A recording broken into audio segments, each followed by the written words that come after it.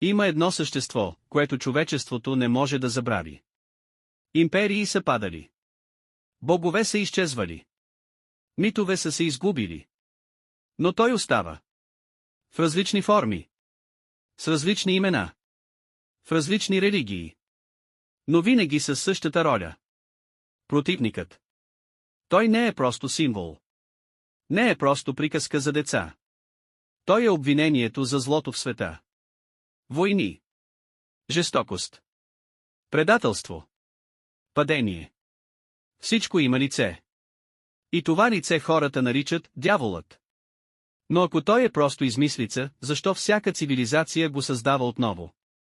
Защо образът му се появява в древни текстове, в средновековни книги, в изкуството, свидетелства на хора, преживели нещо необяснимо?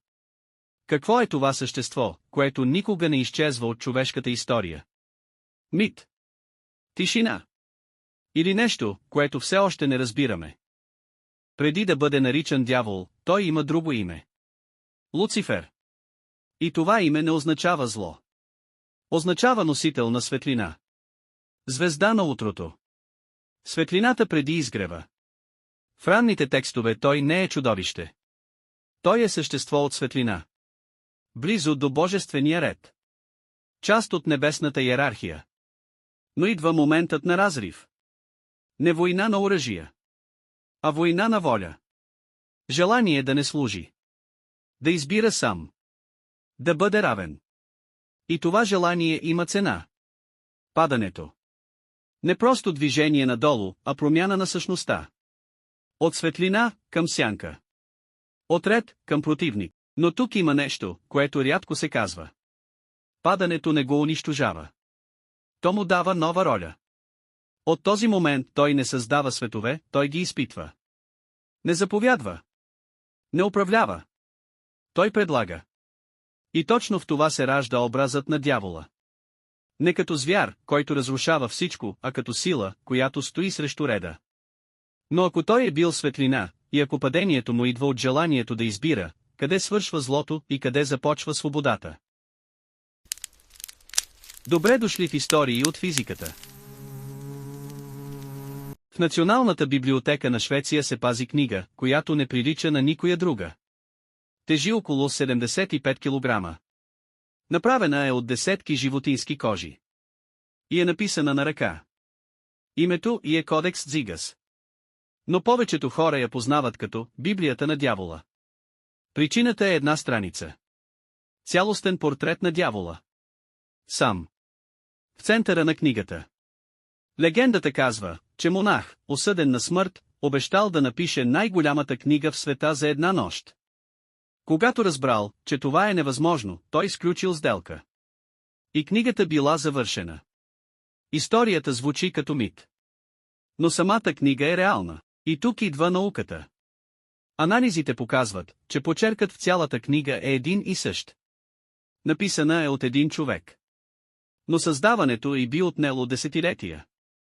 Не една нощ, а почти цял живот. Без прекъсване. Без промяна в стила. Това не доказва сделка с дявола. Но доказва нещо друго. Човешка обсесия. Книга, посветена едновременно на Бога и на неговия противник. Сякаш двете сили не могат да бъдат разделени. И въпросът остава. Защо в най-свещените текстове на човечеството винаги има място и за дявола? Ако дяволът е само идея, защо хората са посочвали места на картата? И се казвали, тук е входът към ада. В Исландия има вулкан, Хекла. През средновековието хората вярвали, че когато изригва, душите на прокълнатите влизат в него. Огън, който идва от земята. Дим, който скрива небето. За тях това не е било геология. Било е доказателство. В древния град Плутонион. Жреците влизали в пещера, от която животните не излизали живи. Хората вярвали, че това е дъхът на подземния свят. Днес знаем, въглероден диоксид, газ, който убива ниско до земята, но позволява на човек да оцелее, ако стои изправен. Не демон. Природа. В Туркменистан има кратер, който гори без прекъсване от десетилетия. Дърваза. Местните го наричат вратата към ада. Но той е резултат от човешка грешка. Сондаж за газ. И все пак, когато застанеш пред него, изглежда като нещо, което не принадлежи на този свят. И тук се появява модел. Където има огън от земята, смъртоносен въздух, или сила, която хората не разбират, там се ражда идеята за ад. Не защото дяволът е бил там, а защото човешкият ум се нуждае, злото да има място. Търсихме дявола навсякъде. В небето. В древните текстове. В книги като Кодекс Дзигас. В огъня на земята. В самия човешки мозък. И навсякъде открихме нещо различно. Паднал ангел. Мит. Символ. Страх. Психологически процес. Но никъде окончателен отговор. И може би това е най-важното. Защото въпросът дяволът добър ли е или лош? Предполага, че той е едно нещо. А всичко, което видяхме, показва, че той е нещо повече. Той е противникът в историите. Той е изпитанието в религиите. Той е страхът в психологията. Той е тъмната страна в човека. И може би, той е условието за избор. Защото без възможността да направиш зло, доброто не е избор. Без изкушение, няма воля. Без сянка, няма светлина. Това не го прави добър.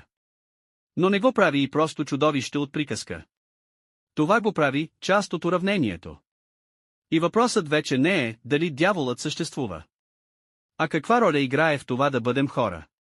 Защото може би най-страшното нещо не е дяволът отвън, а възможността вътре в нас. Да изберем тъмнината. И тогава въпросът остава за теб. Когато стоиш пред избор, кой глас ще последваш?